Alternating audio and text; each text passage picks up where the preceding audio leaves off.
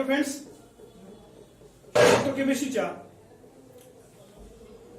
लेक्चरमध्ये मी प्रोफेसर ज्ञानेश्वर कोळेकर आपल्या सर्वांचं स्वागत करतोय. प्रिव्हियस लेक्चर आपण बघितलं की इलेक्ट्रोकेमिस्ट्री म्हणजे काय, कन्सेप्ट तुम्हाला बऱ्यापैकी क्लिअर झाला असेल. Electrochemistry means a branch of chemistry which deals with the study of conversion of chemical energy into electrical energy and electric energy into chemical. तर आपण लास्ट लेक्चरला बघितलं होतं की एक्झाम्पल ऑफ बॅटरी. आपण जी मोबाईलमध्ये बॅटरी वापरतोय जेव्हा आपण ती बॅटरी चार्जिंगला लावतोय त्यावेळेस we are supplying electrical energy which is converted into chemical energy which is store in the battery in the form of chemical energy. थोडक्यात ज्यावेळेस तुम्ही मोबाईल चार्जिंगला लावतात त्यावेळेस तुमच्या मोबाईलमध्ये तुम्ही केमिकल एनर्जी जी करंटच्या माध्यमातून तुम्हाला मिळते ती स्टोर होते in the form of chemical energy. That means while charging electrical energy is converted into chemical energy.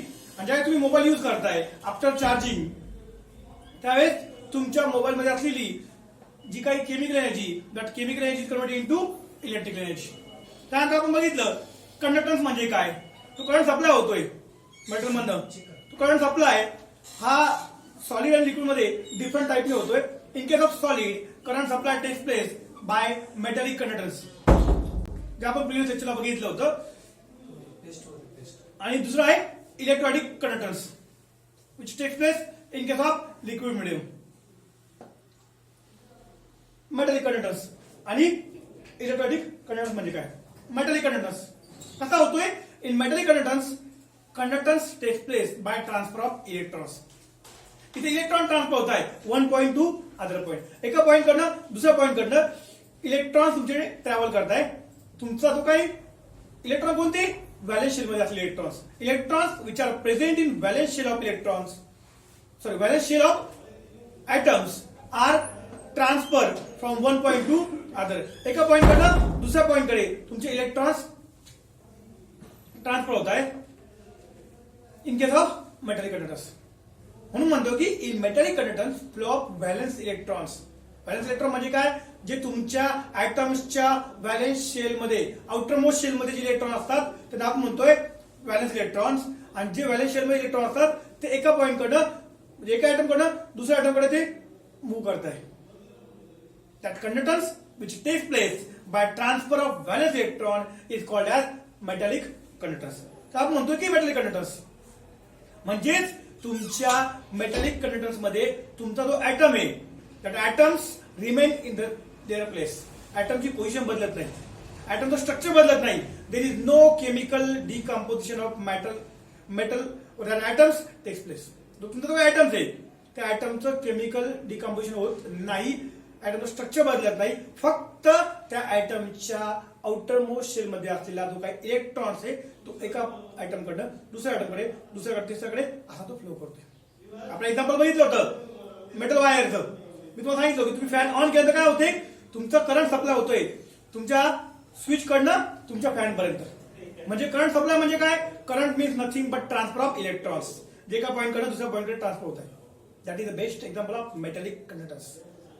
Metallic conductance example आहे जे तुमचा करंट सप्लाय होतोय त्या स्विच कडनं तुमच्या फॅन पर्यंत. तुमची वायर कशी असते, वायरचं स्ट्रक्चर बदलत नाहीये. That means there is no chemical decomposition of that metal takes place, no change in product takes place, only transfer of electron takes place. Such a conductance is called as metallic conductance. तुम्हाला जी diagram दिसते त्या diagram मध्ये आपण बघितलं होतं की मेटलचे wire आहे त्या फक्त इलेक्ट्रॉन फ्लो करत आहे पॉइंट ए कडनं पॉइंट बी पर्यंत. That is metallic conductance. आता आपण आजच्या लेक्चरला बघूयात इलेक्ट्रोलायटिक कंडक्टन्स म्हणजे काय. Electrolytic conductance in case of electrolytic conductance transfer of ions takes place. Generally आपल्या जे लिक्विड मिडियम आहे सोल्युशन म्हणतो आपण त्याला. सोल्युशन ही कन्सेप्ट तुम्हाला माहिती असेल. Solute dissolve in solvent that will form a solution. तुमच्या लिक्विड मिडियम मध्ये जे काही कंडक्टन्स होते that conductance which takes place in liquid medium mostly takes place by transfer of ions. Ions तुमचे मूव्ह करताय एका पॉइंट कडनं दुसऱ्या पॉइंट कडे. कॅटायन्स कॅथोड कडे, अनायन्स एनोड कडे. तर कॅटायन्स अनायन्स म्हणजे काय ते आपण पहिल्या लेक्चर मध्ये बघितलं आहे. जे पॉझिटिव्ह आयन्स असतील त्याचे इलेक्ट्रॉन लॉस केल्यामुळे म्हणताय that positive ions is called as cations negative ions म्हणजे जे इलेक्ट्रॉन गेन केल्यामुळे बनत आहे दॅट इज एनायन, कॅटायन्स आणि एनायन्स.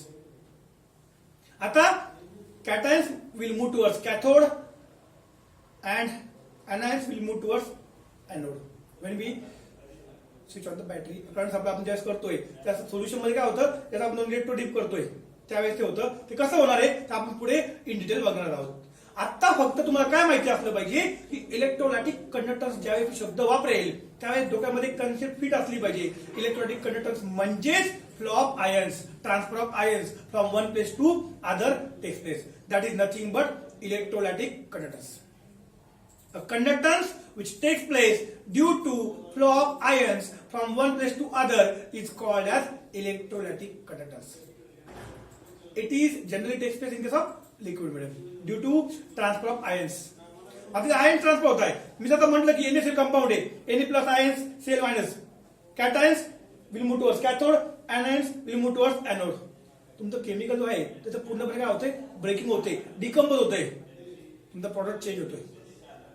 That means in case of electrolytic conductance, there is chemical decomposition of metal takes place. Change in product may take place in case of electrolytic conductance. आता बघ कंपेरेटिव्ह study बघूया आपण between metallic and electrolytic conductance. Between metallic and electrolytic conductance मध्ये काय comparative study. Metal में क्या होता है, flow of electricity take place without decomposition of substance. याच्यामध्ये काय होत आहे, flow of ions, sorry typing में थोड़ा सा वाली, flow of ions take place due to decomposition of substance. Flow of electric, sorry metal conductance में क्या होता है, पहला पॉइंट बघा, flow of electricity take place without decomposition of substance. तुमचा सबस्टन्स डिकम्पोज होत नाही, फक्त करंट सप्लाय कसा होतोय, ट्रान्सफर ऑफ इलेक्ट्रॉन्स होतोय. त्याच्यामध्ये मेटॅलिक मध्ये. इलेक्ट्रोलिक मध्ये काय होते, flow of electricity takes place by decomposition of substance. The substance get decompose. In metallic conductance second point बघा, flow of electricity takes place due to flow of electrons. Electron flow होत आहे एका point कडनं दुसऱ्या point कडे. While in case of electrolytic conductance मी तुम्हाला सांगितले की electricity is due to flow of ions. मग जसं तुमचं कंडक्टन्स टेम्परेचर वाढणार तर टेम्परेचरचा काय फरक पडतो, with the increase of temperature conductance decreases. म्हणजे तुमचं टेम्परेचर वाढलं तुमचं कंडक्टन्स कमी होणार. कशामध्ये, मेटॅलिक कंडक्टन्स मध्ये. कारण त्याला कारण सांगतो काय, ज्यावेळेस तुमचं टेम्परेचर वाढतंय that atoms begin to vibrate and because of that vibration it is difficult for electron to travel from one point to other. ज्यावेळेस तुमच्या आयटम्सला एनर्जी मिळते, आपण टेम्परेचर वाढवतो म्हणजे काय करतोय, we are supplying energy in the form of heat to that items. आपण हीटच्या फॉर्म मध्ये एनर्जी सप्लाय करतोय आणि when we supply the energy in the form of heat due to with the increasing temperature that time that items begin to vibrate. And because of that, it is difficult for that electron to travel from one point to other. And because of that, in case of metallic conductance, with the increasing temperature, conductance decreases. एक rod आपला rod मध्ये काय item असतील, मी सांगितलं rod मध्ये solids आहे, आयटमची position कशी असते, तर व्हेरी कॉम्पॅक्ट. ज्यावेळेस आपण एनर्जी सप्लाय करतोय in the form of heat, म्हणजेच ज्याला आपण टेम्परेचर वाढवतोय त्यावेळेस काय होतं, त्याला मेटलचा जो रॉड आहे किंवा वायर आपली त्यात जे काय आयटम्स आहेत that item begin to vibrate. And because of that it is difficult for valence electron to transfer from one point to other. And because of that with the increase of temperature conductance decreases. Conductance कमी होणार. Conductance कमी होतो काय वाढते, तुमचं resistance वाढते. एकदम प्रश्न विचारू शकतो, टेम्परेचर वाढलं का कंडक्टन्स कमी होतो आणि रेजिस्टन्स वाढतोय. कशामध्ये, मेटॅलिक कंडक्टर मध्ये. आता इलेक्ट्रोलॅटिक कंडक्टन्स म्हणजे काय, तर काय होतं, इलेक्ट्रॉनिक कंडक्टर मध्ये जेव्हा आपण टेम्परेचर वाढवतोय तुमच्या आयन्सला एनर्जी मिळते, आयन्स बरोबर आपली जागा निर्माण करतो. बेस्ट एक्झाम्पल तुम्हाला देतो बघा. आपल्या क्लासमध्ये एखादा एकदम गरीब बारीक मुलगा आहे, त्या ताकद नाहीये, असं त्याला सांगितलं की त्याला घोळक्यामधनं मुलांच्या पार करून जायचं, पॉईंट कडून दुसऱ्या पॉईंट करायचे. त्याची एनर्जी कमी असेल तर जाणं शक्य नाही होणार, कारण त्याला बाकीच्या मुलांना तो घाबरून तो जायची हिंमत नाही करणार. पण तो पॉवरफुल असेल, त्याच्याकडे एनर्जी खूप असेल, तो सहजपणे त्यामध्ये जाऊ शकतो. म्हणजेच जर टेम्परेचर वाढलं त्याला एनर्जी वाढणार, एनर्जी मिळणार in the form of heat आयन्सला, आणि ते ions easily move from one point to other. And because of that with the increase of temperature, कसं आपण टेम्परेचर वाढणार, conductance increases in case of electrostatic conductor. Temperature वाढलं conductance वाढणार, कशामध्ये, electrostatic कंडक्टरमध्ये. कम्पॅरेटिव्ह समजून घ्या. मेटल मध्ये काय होते, टेम्परेचर वाढलं कंडक्टन्स कमी होते, आणि इलेक्ट्रोस्टॅटिक मध्ये काय होते, टेम्परेचर वाढलं कंडक्टन्स पण तुमचा वाढतोय. आणि ते तुमचा चौथा पॉईंट सांगितलं की रेडिएशन कशामुळे वाढतं, की ड्यू टू व्हायब्रेटिंग केर्नेल्स. केर्नेल्स म्हणजे काय, व्हॅलेन्स शेल सोडून, ऍटमची व्हॅलेन्स शेल सोडून जो काही रिमेनिंग पार्ट असतो, मी तुम्हाला पहिल्या चॅप्टर मध्ये शिकवलेलं केर्नेल्स म्हणजे काय. ऍटमची आउटरमोस्ट शेल सोडून जो काही रिमेनिंग पार्ट असतो, म्हणजे nucleus, first shell, second shell, फक्त व्हॅलेन्स शेल सोडून जो रिमेनिंग पार्ट असतो त्याला म्हणतो आपण केर्नेल. तो पार्ट काय होतोय, व्हायब्रेट होतोय, म्हणून तुमचं काय होतंय, रेझिस्टन्स वाढतंय. मग इथं काय होतंय, मेटॅलिक मध्ये due to vibrating kernels resistance is increases, conductance is decreases. इथे काय होतं इलेक्ट्रॉनिक मध्ये, resistance offer by metal is due to interionic attraction. Energy मिळाली, अट्रॅक्शन येतो बरोबर, त्यातनं आपला पाथ निर्माण करतो आणि त्याच्यामुळे कंडक्टन्स वाढते in case of electrostatic conductor मध्ये. आयनचा तेवढी एनर्जी मिळते, तो सहजपणे जाऊ शकतो. त्यामुळे in case of electrostatic conductance with the increase of temperature conductance increases. आता ही डायग्राम आपण बघून घ्या. साधारणतः आपले बॅटरीचे स्ट्रक्चर जे आहे, जेव्हा आपण चॅप्टर डिटेल स्टडी करणार आहोत, त्याच्या पहिले आपल्याला याचे काय पॉईंट्स ते याचे टर्म्स आपण यूज करणार आहे त्यांच्याबद्दल आपल्याला माहिती असली पाहिजे. Cathode, anode, electrode, cell, electrolyte, battery, electrolysis, हे काही टर्म्स आपण वापरणार आहोत. त्या टर्म्स विषयी आपण माहिती करून घेणार आहोत वन बाय वन, जेणेकरून आपल्याला पुढे फायदा होईल. आपली जी काय बॅटरी असते मोबाईलची, त्या साधारण असं स्ट्रक्चर असेल तुझं. कुठेतरी एक बॅटरी असेल, आतमध्ये दोन इलेक्ट्रोड असतील, एक इलेक्ट्रोड असेल कॅथोड, एक असेल एनोड. जी काही तुमची बॅटरी तुम्ही वापरताय त्याला आपण सेल, आणि त्याच्यामध्ये कुठेतरी लिक्विड असतं. आता बऱ्याचदा लिक्विडच्या ऐवजी काय आपण वापरतोय, जेल आपण यूज करतोय, त्याला आपण म्हणतो इलेक्ट्रोलाइट. डिटेल मध्ये ज्यावेळेस आपण चॅप्टर पुढे जाईल त्यावेळेस तुमच्या कन्सेप्ट अजून पण चांगल्या पद्धतीने क्लिअर होतील. तत्पूर्वी आपल्याला ज्या काही आपण टर्म्स वापरणार आहोत या चॅप्टरचा स्टडी करण्यासाठी, त्या टर्म्स विषयी आपण वन बाय वन माहिती घेऊयात. फर्स्ट, इलेक्ट्रोलाइट म्हणजे काय. आता इलेक्ट्रोलाइट मध्ये पहिले डायग्राम बघून घ्या तुमची. जे काय तुमचं लिक्विड तुम्हाला दिसते, ज्या तुमची इलेक्ट्रोड तुम्ही डीप केलेले, that liquid is called as electrolyte. आता इलेक्ट्रोलाइट काय आहे, कसं असतं, त्याचे प्रकार कोणते कोणते, वन बाय वन आपण त्याच्याविषयी बघूयात. इलेक्ट्रोलाइट म्हणजे काय. Electrolyte is a substance which is in aqueous solution. Aqueous solution म्हणजे काय, dissolved in water or in molten or in fused state, liberate the ion and allow electric current to pass through it, thereby resulting in chemical decomposition is called as electrolyte. आता ही detail समजून घ्या. ज्यावेळेस कुठलाही substance aqueous solution मध्ये असताना, म्हणजे water मध्ये dissolve केल्यानंतर किंवा मोटर स्टेट मध्ये किंवा फ्यूज स्टेट मध्ये तो आयन्स प्रोड्यूस करतो.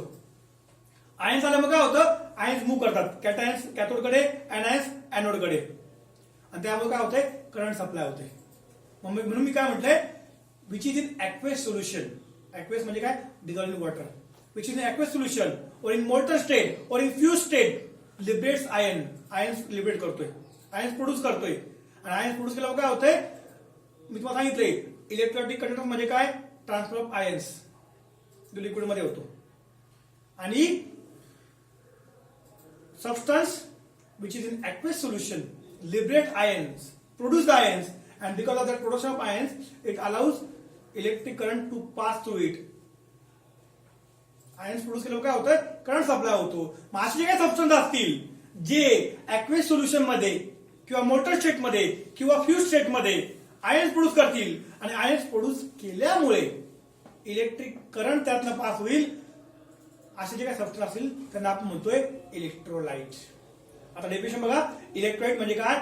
सबस्टन्स विच इन ॲक्वे स्टेट म्हणजे वॉटरमध्ये डिझॉल्व्ह केल्यानंतर किंवा मोटर स्टेटमध्ये किंवा फ्यूज स्टेटमध्ये आयन्स प्रोड्यूस करणारे, liberate the ions, and because of liberation of ions they allow the electric current to pass through it. That substance is called as electrolyte. And due to that decomposition, due to formation of ions, when the cations move towards cathode, anions will move towards anode. There is chemical breaking of that substance take place. That is called as chemical decomposition. म्हणजे इलेक्ट्रोलाइटचं काय होतं? तुमच्या chemical decomposition होते. समजा मी म्हणते HCl, H plus Cl minus. HCl दोन्ही कसे positive negative काय असणार आहे? अट्रॅक्शन आहे, म्हणून H प्लस आणि Cl मायनस दोघं एकमेकांच्या जवळ आहे. जेव्हा आपण सर्किट ऑन करणार त्यावेळेस होईल that cations move towards cathode, anions will move towards anode. Structure काय होईल? पूर्णपणे ब्रेक होईल. म्हणजेच there is chemical decomposition of that substance takes place. मग इलेक्ट्रोलाइट म्हणजे काय? A substance which is in aqueous solution or in fused state or in molten state produce the ions and allow the electric current to pass through it is called as electrolyte. त्याचे दोन type पडतात, strong electrolyte आणि weak electrolyte. Strong म्हणजे काय आणि weak म्हणजे काय ते आपण समजून घेऊयात. स्ट्रॉंग म्हणजे काय? स्ट्रॉंग इलेक्ट्रोलाइट म्हणजे जे सबस्टन्स aqueous सोल्युशन मध्ये किंवा फ्यूज स्टेट मध्ये maximum number of ions produce करतील, which is having high degree of ionisation. आता हाय डिग्री ऑफ आयोनायझेशन म्हणजे काय ते पहिले समजून घेऊया, मग तुम्हाला स्ट्रॉंग इलेक्ट्रोलाइट म्हणजे कन्सेप्ट बऱ्यापैकी क्लिअर होईल. हाय डिग्री ऑफ आयोनायझेशन म्हणजे काय? समजा मी कुठेतरी एक लिक्विड मिडियम घेतलं, वॉटर घेतलं, वॉटरमध्ये मी NaOH टाकलं किंवा KOH टाकलं किंवा HCl, HNO3, H2SO कुठलं एक केमिकल टाकलं. मी टाकलं किती? फॉर एक्झाम्पल 1 लिटर पाणी घेतलं. 1 लिटर पाण्यामध्ये मी 1 ग्रॅम एक्झाम्पल म्हणतो मी 100 ml पाणी घेतलं. 100 ml पाणी घेतलं, 100 ml पाण्यामध्ये मी 1 ग्रॅम NaOH टाकलं. अमाऊंट सबस्टन्स टाकली, 1 ग्रॅम टाकली. तर 1 ग्रॅम पैकी किती सबस्टन्स तुमचा सेपरेट होऊन त्यात तुम्हाला कॅटायन्स आणि अनायन्स मिळालेले, ही सांगणारी टर्म जी आहे ती म्हणजे डिग्री ऑफ आयोनायझेशन. किती सबस्टन्स ऍड केला, त्यात किती आयन्स तयार झाले, यांचा ratio means the degree of ionization. मग जर तुम्ही सबस्टन्स टाकलाय ॲक्वेस मीडियम मध्ये आणि तो पूर्णपणे डिझॉल्व्ह झाला, पूर्णपणे सेपरेट झाला कॅटायन आणि अनायन मध्ये, तर डिग्री ऑफ आयोनायझेशन किती असणार आहे? मॅक्झिमम असणार आहे. आणि ज्या वेळेस त्यातनं मॅक्झिमम आयन्स तयार होतील, जेवढे जास्त आयन्स तयार होणार तेवढा करंट सप्लाय चांगल्या पद्धतीने होईल, तेवढे ते काय असणार आहे? Strong electrolyte. Means strong electrolyte म्हणजे काय? A substance which get highly ionize, produce maximum number of ions कशामध्ये? सोल्युशन मध्ये, आणि त्यांना आपण म्हणतोय strong electrolyte. Strong electrolyte is a substance which produce maximum number of ions in solution, and because of maximum number of ions they produce maximum current. Maximum current also takes place. म्हणजे example कोणतं असतात? Strong acid HCl, HNO3, H2SO4, strong base NaOH, KOH. थोडक्यात काय? Strong acid आणि strong base are highly ionized in the solution and they produce maximum number of ions, and because of that maximum number of ions maximum current supply takes place, and that is called as strong electrolyte. समजते? मग strong electrolyte याच्यावरती बऱ्याचदा प्रश्न काय विचारतो exam मध्ये? Which of the following is the example of strong electrolyte? Strong acid कोणते कोणते तुम्हाला माहिती पाहिजे? HCl, HNO3, H2SO4. Strong base NaOH, KOH. Strong acid आणि strong base maximum ions produce करतात, म्हणून ते स्ट्रॉंग इलेक्ट्रोलाइटचे एक्झाम्पल आहेत. याच्यावर तुम्हाला प्रश्न विचारला जातो, which of the following is a strong electrolyte. मग डिफरंट ऑप्शन तुम्हाला दिलेले असतील, त्यातनं करेक्ट ऑप्शन कोणते हे तुम्हाला माहिती असले पाहिजे. समजते? स्ट्रॉंग इलेक्ट्रोलाइट म्हणजे काय? जास्तीत जास्त आयन्स प्रोड्यूस करणारा सबस्टन्स म्हणजे स्ट्रॉंग इलेक्ट्रोलाइट. आता दुसरा वीक. वीक म्हणजे काय? Exactly opposite. Number of ions किती आहे? कमी आहे. सबस्टन्स ऍड केल्यानंतर मॅक्झिमम सबस्टन्सच्या मॉलिक्युलर फॉर्ममध्ये आणण्याचा प्रयत्न करतो. त्यातनं सेपरेट होऊन आयन्स तयार होण्याची शक्यता फार कमी असते. असे काही सबस्टन्स असतील ज्यापासून आयन्स कमी मिळतील, आयन्स कमी मिळाल्यामुळे काय होईल, करंट सप्लाय पण काय होणार आहे, कमी होणार आहे. म्हणजे these are the substance or electrolyte which are weakly ionized. Weakly ionize म्हणजे जास्तीत जास्त आयन्स प्रोड्यूस करणार नाही. कशामध्ये, सोल्युशन मध्ये. म्हणजे त्याचा काय असणार आहे, डिग्री ऑफ आयोनायझेशन कसा असणार आहे, कमी असणार आहे. याच्यावरती पण प्रश्न विचारतो मित्रांनो की वीक इलेक्ट्रोलाइटचा डिग्री ऑफ आयोनायझेशन कसा असणार आहे, हाय की low. Weak electrolyte degree of ionisation is low, strong electrolyte degree of ionisation is more high. मग वीक इलेक्ट्रोलाइटचा डिग्री ऑफ आयोनायझेशन कमी असणार आहे. म्हणजे जेवढा सबस्टन्स ऍड केलाय त्या सबस्टन्स मधनं आयन्स तयार होण्याचं प्रमाण फार कमी असणार आहे. त्यामुळे आयन्स कमी झाल्यामुळे करंट सप्लाय पण कमी होते. म्हणजेच कंडक्टन्स सुद्धा कमी. वीक इलेक्ट्रोलाइट म्हणजे काय, electrolyte which produce weak ions. Weak ions म्हणजे नंबर ऑफ आयन्स कमी असतील, which produce less number of ions, and because of less number of ions, less conductance takes place. Such a substance which when dissolved in aqueous medium or in molten state or in fused state produce less number of ions, and because of less number of ions they are called as weak electrolyte. आता याचे example कोणते कोणते, acidic acid, carbonic acid, oxalic acid. थोडक्यात तुमचे जे काही weak acid असतील that weak acid are the example of weak electrolyte. कुठले कुठले एक्झाम्पल आहे ते नाव तुम्हाला माहिती पाहिजे. वीक ऍसिड कोणते कोणते, acidic acid, carbonic acid, oxalic acid. आता बेस मध्ये कोणते, NH4OH, अमोनियम हायड्रॉक्साइड, और salt like aluminium hydroxide, barium sulphate are the example of weak electrolyte. ते तुमचे काय आहे, वीक इलेक्ट्रोलाइटचे एक्झाम्पल आहे तुमचे. Weak electrolyte, weakly ionize, less conductance. Next type बघूया आपण, नॉन इलेक्ट्रोलाइट. नॉन इलेक्ट्रोलाइट म्हणजे काय, इलेक्ट्रोलाइटच्या एक्झॅक्टली अपोजिट.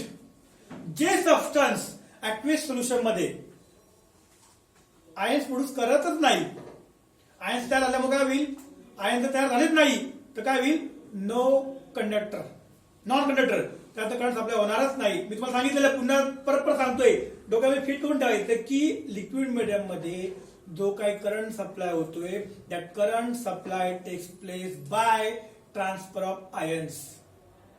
लिक्विड मध्ये आयन्स, सॉलिड मध्ये इलेक्ट्रॉन्स सप्लाय होतात आणि त्याच्यातून करंट सप्लाय होतो.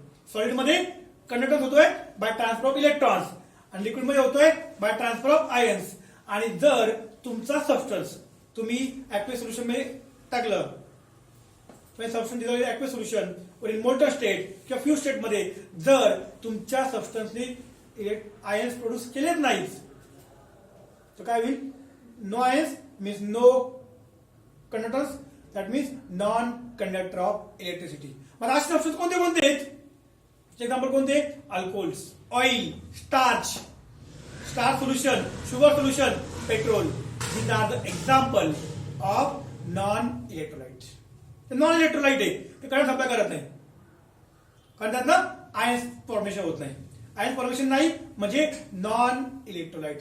अ substance which is in aqueous solution do not allow conductance of electricity due to non availability of ions. Ions नाही, करंट सप्लाय नाही सोल्युशन मध्ये. Solution मध्ये मध्ये आता alcohol solution, oils, starch, sugar solution, petrol. Example लक्षात ठेवायचे तुम्हाला. याच्यावरती बऱ्याचदा प्रश्न विचारला होतो, which of the following is a electrolyte. आणि त्याच्यावरती प्रश्न बघा कसे विद्यार्थी मित्रांनो, 3 टाईपचे प्रश्न असतील. पहिला प्रश्न, स्ट्रॉंग इलेक्ट्रोलाइटचे एक्झाम्पल कोणते कोणते, वीक इलेक्ट्रोलाइटचे एक्झाम्पल कोणते कोणते, आणि नॉन इलेक्ट्रोलाइटचे एक्झाम्पल कोणतं. Which of the following is a non electrolyte. प्रश्न समजून घ्या, एकदम सिंपल प्रश्न. पहिला इलेक्ट्रोलाइट म्हणजे काय, स्ट्रॉंग इलेक्ट्रोलाइटचे एक्झाम्पल कोणते कोणते, नॉन इलेक्ट्रोलाइटचे एक्झाम्पल कोणते, वीक इलेक्ट्रोलाइटचे एक्झाम्पल कुठले. याच्यावरती एक्झाम्पल तुम्हाला एक्झाम मध्ये विचारू शकतो. तेवढं बघ लक्षात ठेवायचं. ठीक आहे. आता हे जे काय सबस्टन्स होत आहे, आयन्स प्रोड्यूस करताय, आयोनायझेशन म्हणजे काय, a process of breaking of substance into charge atoms म्हणजेच आयन्स व radical is known as ionization. आता समजा तुम्ही NaCl चा क्रिस्टल घेतला, वॉटरमध्ये तुम्ही त्याला डिझॉल्व्ह केलं, तर काय होईल, तुमचा जो NaCl आहे तो कुठल्या बॉन्डने फॉर्म झालाय, आयोनिक बॉन्ड. पण ज्यावेळेस तो आपण वॉटरमध्ये टाकणार, it get split, break into cations and anions. That breaking of substance into charge atom. Charge atom म्हणजे काय, ions. Atom is electrically neutral, म्हणजे आपण म्हणतो चार्ज ॲटम्स म्हणजे काय असणार तुमचा, आयन्स किंवा रॅडिकल्स. रॅडिकल म्हणजे ऍसिडिक रॅडिकल किंवा बेसिक रॅडिकल. कॅटायन्स अनायन्स. ठीक आहे. तर दुसरं नाव काय, रॅडिकल पण आपल्याला म्हणतोय, ऍसिडिक रॅडिकल आणि बेसिक रॅडिकल पण आपण म्हणतोय. मग आता the process of breaking of substance into charge atom व radical is known as ionisation. Ionisation होतं म्हणजे तुमचे काय होत आहे, आयन्स तयार होत आहे, आयन्स फॉर्मेशन होते, कॅटायन्स आणि अनायन्स. That is ionisation. आता बघूया आपण नेक्स्ट टर्म जे आपण यूज करणार आहोत, that is electrolytic dissociation. Dissociate होत आहे.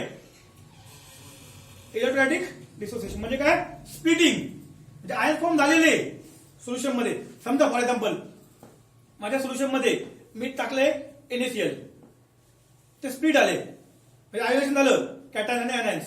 म्हणजे समजा मी फॉर एक्झाम्पल बघा, सोल्युशन घेतले, वॉटर घेतले का बिकर मध्ये, त्यात मी NaCl टाकला, तो स्प्लिट आला, Na+Cl-.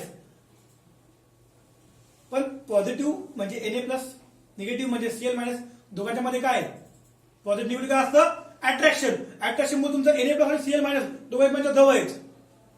म्हणजे आयोनायझेशन झालं म्हणजे काय आहे, तुमचा जो NaCl कंपाऊंड होता, NaCl जो कंपाऊंड होता, that compound split in 2 part, कॅटायन्स अनायन, Na+Cl-. Na+ positive charge, Cl- negative charge, positive negative attraction, म्हणून दोघं एकमेकांच्या कसे जवळ आहेत, दोघं एकमेकांच्या जवळ आहेत. बरोबर, त्याला म्हणतो आयोनायझेशन. पण ज्यावेळेस आपण बॅटरी ऑन करतोय, त्या आयन्स काय होतात, that cations move towards cathode, anions will move towards anode. म्हणजे काय होतंय, स्प्लिटिंग, सेपरेशन होते.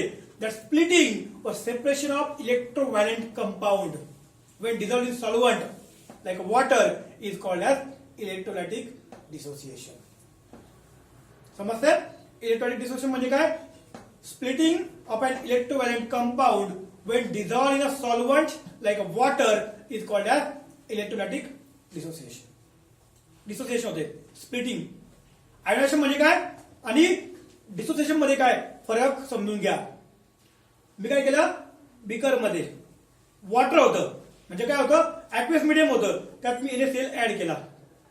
ऍड केला मग काय आलं, समजा तुमचा NaCl पूर्णपणे कंपाऊंड आहे, NaCl चा कंपाऊंड आहे, तो काय होईल, स्प्लिट, त्यातनं पॉझिटिव्ह चार्ज पार्टिकल आणि निगेटिव्ह चार्ज पार्टिकल तयार होतील. म्हणजेच तुमचा हा NaCl आहे, त्यातनं कॅटायन्स आणि अनायन्स काय झाले, सेपरेट चार्ज पार्टिकल तयार झाले, कॅटायन्स आणि अनायन्स.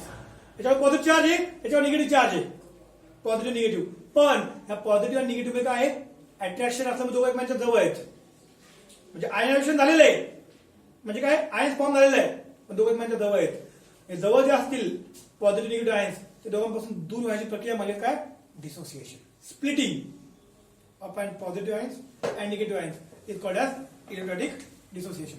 आता ही जी काही प्रोसेस आपण करणार आहोत, सेपरेशन होतं, करंट सप्लाय होतो, ते आपण ज्या डिव्हाइस मध्ये करणार आहोत, a device of convenient shape or size in which the whole process of electrolysis is carried out is called as electrolytic cell or voltammeter. म्हणजे त्या डिव्हाइस मध्ये तुम्ही इलेक्ट्रो डीप करणार आहात, तुमचं इलेक्ट्रोलाइट असेल आणि तुमची पूर्ण प्रोसेस होणार आहे ज्या डिव्हाइस मध्ये, त्या डिव्हाइस असा मे बी ग्लासचा असेल किंवा स्टीलचा असेल, ज्या डिव्हाइस मध्ये तुम्ही तुमचे इलेक्ट्रोड, कॅथोड, एनोड, तुमचं सोल्युशन असेल, त्या डिव्हाइसला काय म्हणतो आपण, इलेक्ट्रोलाइटिक सेल और व्होल्टामीटर. जनरली आपण कोणता करंट वापरतोय, we always use DC current, direct current आपण वापरतो, अल्टरनेटिव्ह करंट आपण वापरत नाही. याच्यावरती बऱ्याचदा प्रश्न विचारलेला आहे, in electrolytic cell which type of current is use, AC और डीसी. डीसी डायरेक्ट करंट वापरतो आपण, तर आपण अल्टरनेटिव्ह करंट वापरलं तर प्रोसेस पुन्हा रिव्हर्स होऊ शकते. म्हणून आपण इलेक्ट्रोलाइटिक सेल मध्ये generally DC current supply use करतोय. ओके, आता रिमेन जो पार्ट आहे तो आपण बघूयात नेक्स्ट लेक्चरला. Thank you very much.